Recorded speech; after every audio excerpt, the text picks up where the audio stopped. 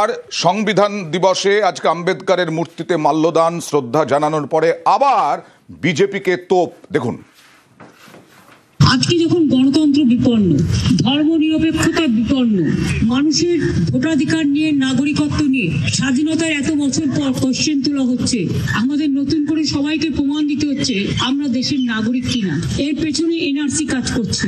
আমরা স্তম্ভিত, আমরা দুঃখিত, আমরা মর্মাহত, আমরা শোকাহত। তাই বাবা সাহেব আম্বেদকরের স্ট্যাচুতে দাঁড়িয়ে প্রণাম জানিয়ে বলে গেলাম, শপথ নিয়ে গেলাম, এই গণতন্ত্রকে যে কোনো মূল্যে রক্ষা করতে হবে। ভারতবর্ষের গণতন্ত্র বৃহত্তম গণতন্ত্র। এটা যারা এখন বর্তমানে ক্ষমতায় আছে তাদের দয়া আসেনি, তারা স্বাধীনতা আন্দোলন করেনি। বিজেপির বিরুদ্ধে বাংলাকে অপমানের অভিযোগ করলেন। দেশে ঝুট আর লুট চলছে বলে তোপ মমতা বন্দ্যোপাধ্যায়ের। গণতন্ত্র রক্ষায় লড়াই করছে বাংলা, বার্তা মুখ্যমন্ত্রীর। বাংলার আইডেন্টিটি নষ্ট করতে চায়, এটা ভুলে যাচ্ছে বাংলা ভারতের বাইরে নয়। Very much Bangla, we are the part and parcel of India.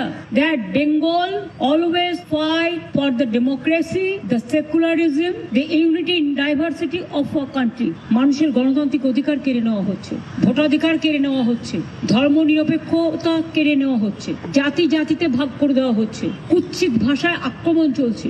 সে তপশিলি হোক, দলিত হোক, আদিবাসী হোক, সংখ্যালঘু হোক, যারা মেয়েরা মারা গেছেন তাদের মধ্যে দেখে রাখবেন আজকেও কালকেও মারা গেছে।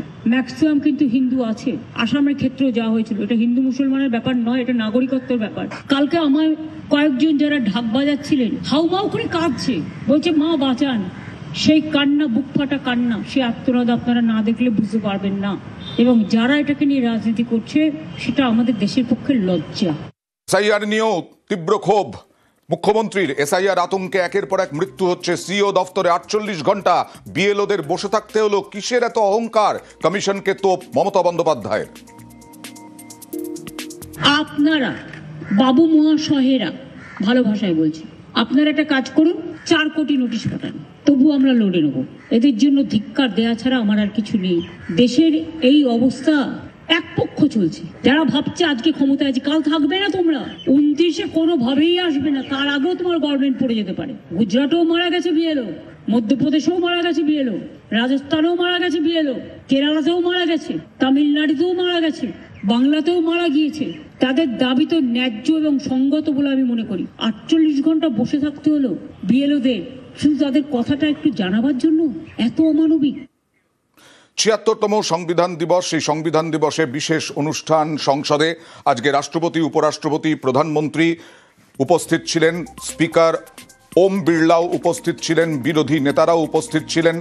আজকের আম্বেদকরের কে সম্মান জানানো, শ্রদ্ধা জানানো, তার জন্য বিশেষ